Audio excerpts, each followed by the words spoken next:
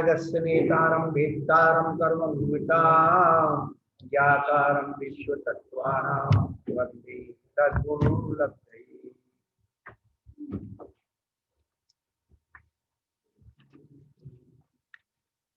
ज्ञान की चर्चा चल रही है। प्रथम अध्याय में 8वें नंबर सूत्र के बाद 9वें नंबर सूत्र से मतिष्ठा मन परे केवलानि ज्ञानम तत्प्रमाणे आदि परोक्षम तत्मन्यत्।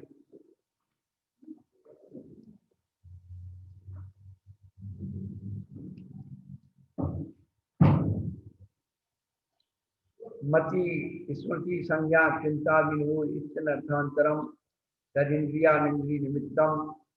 मति ज्ञान के बारे में बताया था।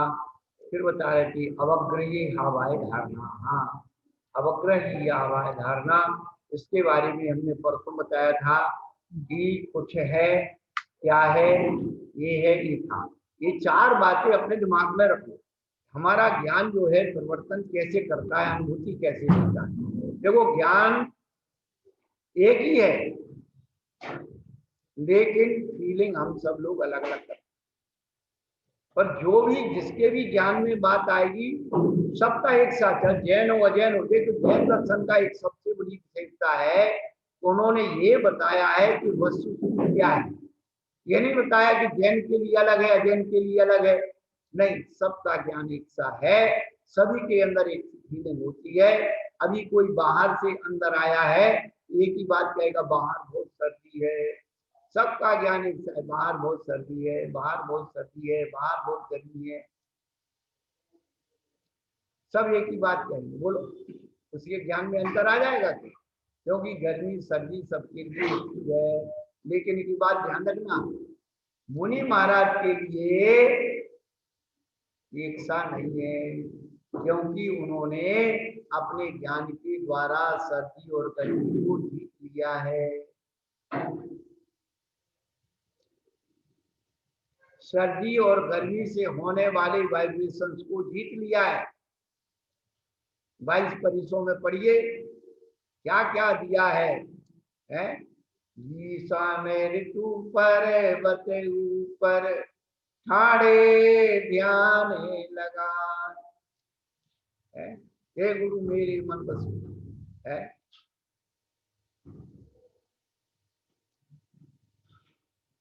सर्दी के दिन में सरोवर के किनारे, नदी के किनारे, और बरसात में वृक्ष के नीचे। कभी देखा वृक्ष के नीचे महाराज को क्यों खड़ा कर दिया? बरसात में खुले आकाश में खड़ा कर देते। बड़ा हमने चिंतन किया इन सब चीजों में, क्या कि वैसे आप बरसात के पानी में भीग जाओगे तो आपको उतनी ठंड नहीं लगेगी, लेकिन जो पानी बरसात का पत्ते पे हो करके ठंडा हो करके शरीर पे गिरता है तो पूरे आत्मा के विदेश प्रकंपित हो जाए। और ऐसी परिस्थिति में उनके क्या रंचक रोम न मटके कोई। सर्दी में और बरसात में उनके जो रोमांच खड़े हो जाते हैं ना, फरूरिया जैसी आ जाती है, ऐसी फरूरी भी उनको नहीं आती है। इतना जीत लेते अपना। वो 100% महाराज होते हैं क्या? महाराज को 100% होना चाहिए, बिल्कुल होना चाहिए। हम कब मना कर रहे? पर भैया अरे कोई 75% भी पहुंच गया तो महाराज ही कहलाएगा। नहीं, 99 में कम है, हमें पता है। 10% की बात अपन करते हैं, पर वो किस अवस्था में है? अभी तो भैया केजी का ज्ञान, छोटी छोटी बातें तो सहन नहीं होती। क्या बात भी जड़ है, खुदगल है। और सर्दी गर्मी भी क्या है? ये सब खुदगल के स्वरूप है। हल्का भारी ठंडा गरम, रूखा चिकना कड़ा गरम, ये सब खुदगल की पर्याय। हल्का भारी ठंडा गरम, सब ठंडा गरम सहन कर लोगे, लेकिन किसी की बात सहन नहीं होगी, बस वही फेल हो गए अपन। क्यों? ठंडा गर्म से स्यावासी और वो नहीं मिलती अपन को। किसी की बात सहन करने से स्यावासी मिलती, वाह बहुत बढ़िया आदमी, सहन हो जाती। और ठंडा गरम सहन करो या मत करो, पहले बात को सहन करना सीख लो, ठंडा गर्म अपने आप सहन हो जाए। तो ज्ञान जो है, यहाँ भी ज्ञान की चर्चा है, वहां भी ज्ञान की चर्चा है। ये आगम का ज्ञान है और वो अध्यात्म का ज्ञान। ज्ञान ज्ञान में फर्क है। वहां सिर्फ ज्ञान रह जाता है, ज्ञान के अलावा वो ज्ञान हम नहीं करता। और यहाँ ज्ञान के भेद प्रभेद, कि तू ज्ञान में किस प्रकार से रहता है, तेरे अंदर ज्ञान क्या काम करता है, वो बता रहे। अभी ज्ञान कहाँ लगता है? कहते बहु बहुविध क्षिप्रा निश्चिता नुक द्रवाणाम क्षेत्राणाम।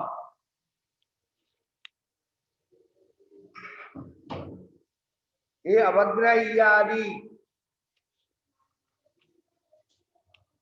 क्या है? इनका स्वरूप बताया।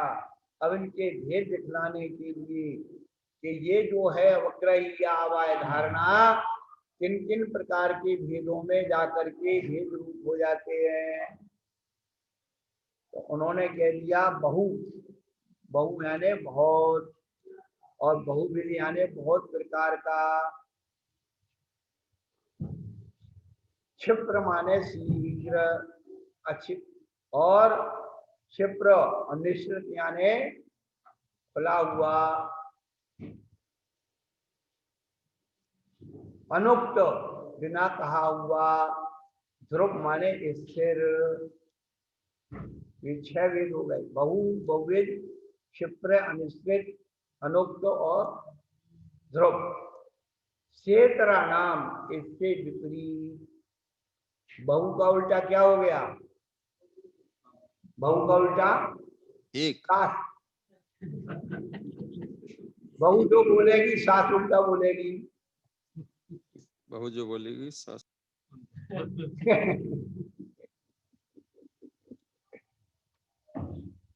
सास बहू को सहन नहीं करती है और बहू सास को सहन नहीं करती। पर सास यदि बहू को सहन करना सीख जाए तो सच्ची सास बन जाती है, सच्ची।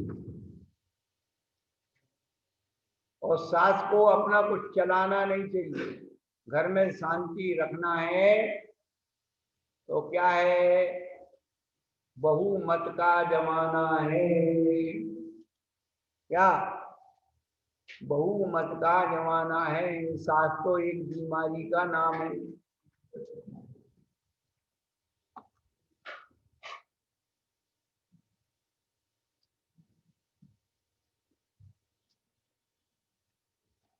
तो बहु यानी बहुत, और बहु यानी बहुत प्रकार का। तो बहु का उल्टा क्या होगा? एक। और बहुज का उल्टा क्या होगा? एक दिन।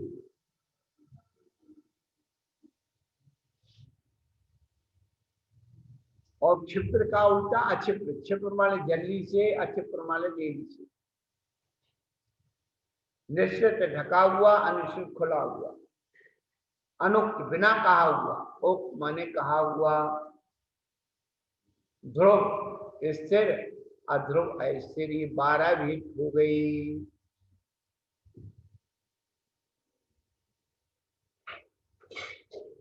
अब आपको एक बात बता दें, वेद और भेद और बा, ये 3 पद हैं।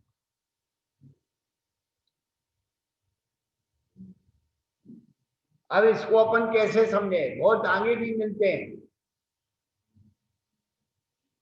श्रुतम मति पूर्वम द्वैनेक द्वादश वेदम। शुद्ध ज्ञान मति ज्ञान पूर्वक होता है, उसके 2 अनेक और 12 वेद। ये भी है और एक शुद्ध हो रहा है। उसमें भेद और भेद दोनों ही शब्द प्रयोग हुए। साधु विधोष्ट चतुर्भेदा, उपयोग लक्षणम सूत्र में सामान्य वह उपयोग द्विविधोष्ट चतुर्भेद। हाँ, सा द्विविधोष्ट चतुर्भेद, दो प्रकार का है, उसके 8 और 4 प्रकार के भेद है। तो ये समझना बहुत जरूरी है। श्यामलाल जी चले गए क्या?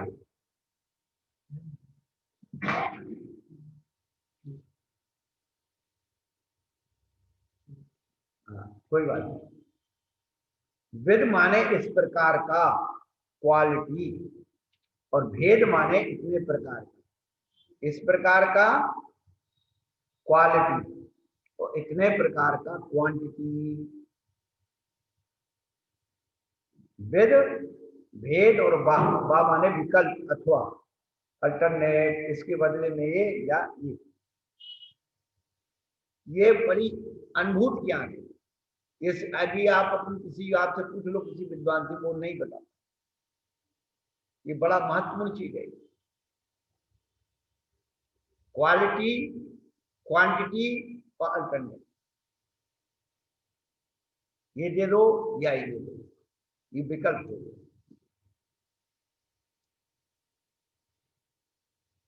समझ में आ रहा सुशांत भाई?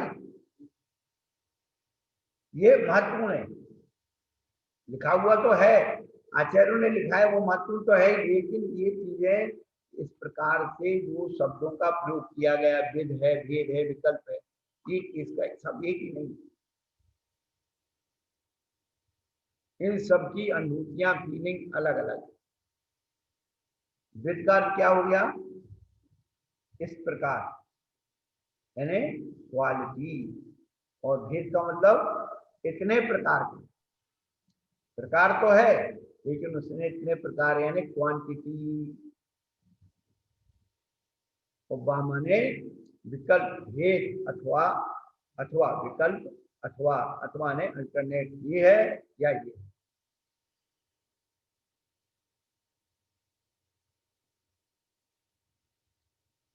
इनके आश्रय से ज्ञान का वो परिवर्तन है। अवग्रह आदि क्रिया विशेषा प्रकृता, अवग्रह आदि क्रिया विशेषों का प्रकरण है। तदपेक्षीयम कर्म निरीक्षा, उसकी अपेक्षा भववादी नाम क्षेत्रम कर्म कारक का जैसे व्याकरण लगाया जाए। वायवादी नाम क्षेत्र नाम की बहुशब्द से संख्या वैकुल्यवाचिनो ग्रहण विशेषात। बहुशब्द एक संख्यावाची है और विपुलतावाची है। संख्यावाची था एक द्वौ बहुवाची, विपुलवाची था बहुरोधना बहुरूपा। एक संख्यात्मक और दूसरा सीमात्मक। विदा शब्दा प्रकारवाची, क्षिप्र ग्रहण मचरम चित्तपत्रम। क्षिप्र का ग्रहण अचिर यानी शीघ्र। अनिश्चिता ग्रहणम अशकल पुद्गल उद्गमार्थम। क्या कुछ प्रकट है, कुछ थोड़ी सी प्रकट हो रही है, और कुछ अप्रकट है तो अनिश्चित कही जाती है।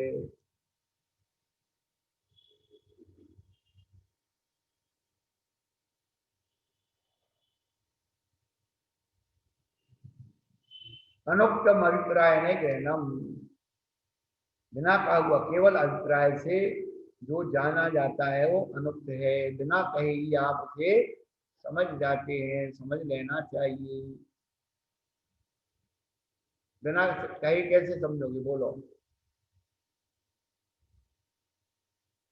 है कोई व्यक्ति बाहर से आया है, उसके ओंठ सूख रहे हैं, इसका मतलब उसे प्यास लगी है, तो कैसे उसको तुरंत बिना मांगे उसे पानी दे देना, ये अनुक्त ज्ञान है। बिना कहे समझ जाना। अब लोग कहते हैं अरे महाराज आप कैसे समझ गए? अरे भाई देखो, ऐसा है कि ये कोई अलग से चीज नहीं है। अपना जागृत विवेक हो तो आसपास के माहौल से अपन उसको तुरंत पकड़। लोग कहते हैं चुगली कर दी हुई, ये कर दिया, वो कैसे जान गए, हमने तुमसे कहा ही नहीं था, ये कैसे जान गए, अंतर्यामी हो गए। निमित्त ज्ञान जो होता है, निमित्त से उस बात,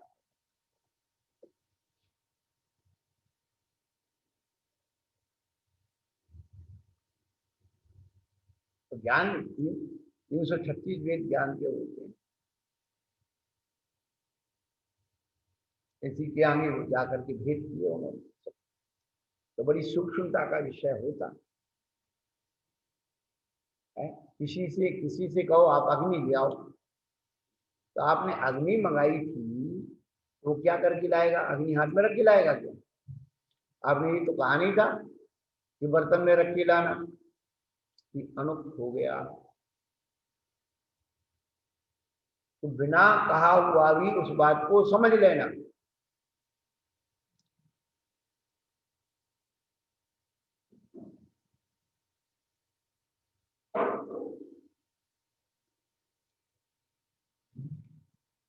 तो जिसका जागृत विवेक है, जागृत ज्ञान है, वो बिना कहे भी समझता है, ऐसा नहीं है।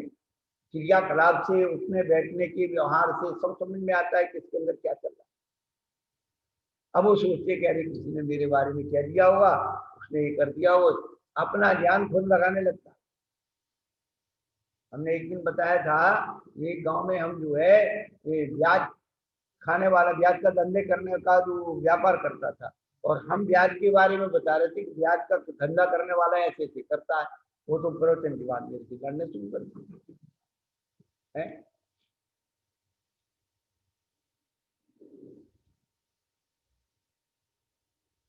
तो दिक्कत वहां होती है जब व्यक्ति अपने मन के अर्थ निकालना शुरू कर देता है। क्या मन के अर्थ निकालना बंद करो, मन के अर्थ सब व्यर्थ हैं, तू आगम का अर्थ निकाल।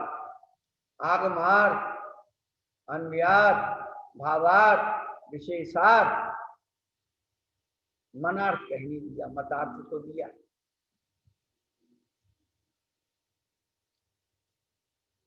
मन के अर्थ निकालने से जीव दुखी होता है।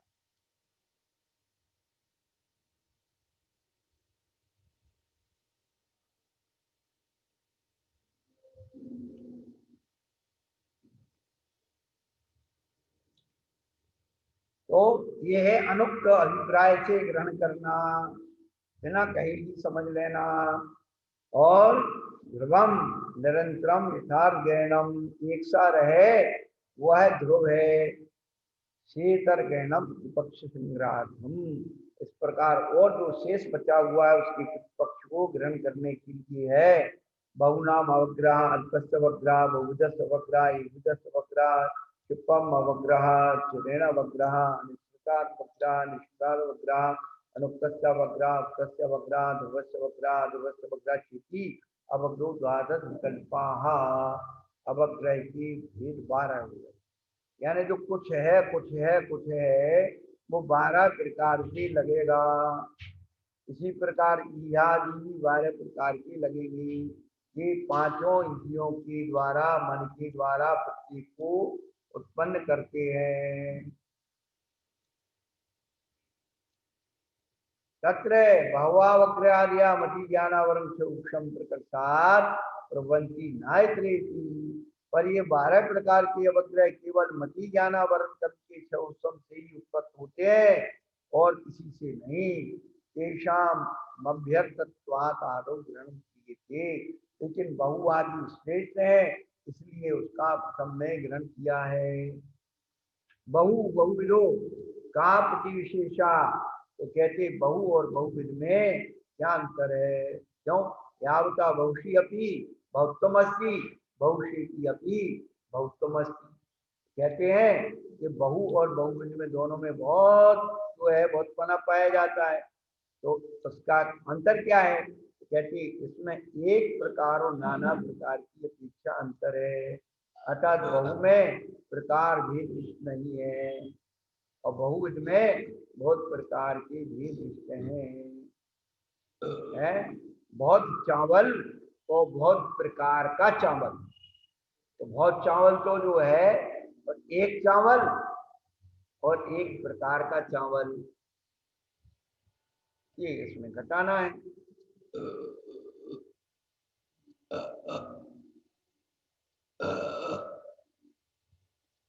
उक्ता निश्चित्यो कापति विशेषा, तो उक्त और निश्चित में क्या अंतर है? तो जिसमें वस्तु का पूरा प्रकट होना निश्चित है और उस प्रकार इसी प्रकार है, तो दोनों ही क्या अंतर है? कहते हैं अन्योपदेश पूर्वकम ग्रहणम अयम अस्ति विशेषता है। यहाँ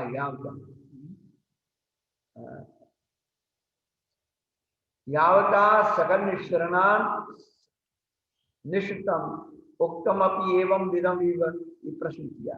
तो अयम अस्ति विशेषा अन्योपदेश पूर्वकम ग्रहणम उत्तम, अन्य के उपदेश से ग्रहण करना तो उक्त कहलाता है, और श्रुता एवं ग्रहणम निश्चितम क्या?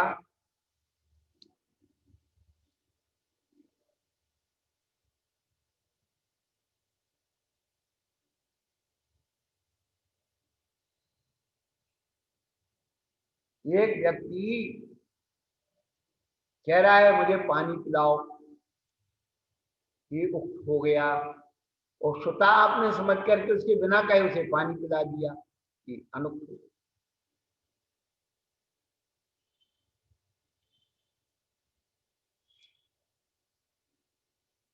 इतना ही रखते हैं, फिर अपन पढ़ेंगे। श्रद्धाओ जब दिन वाणी पर विनय धर लो, बिना पढ़ाए पढ़ जाओगे, शब्द के अर्थ स्वयं कर लो।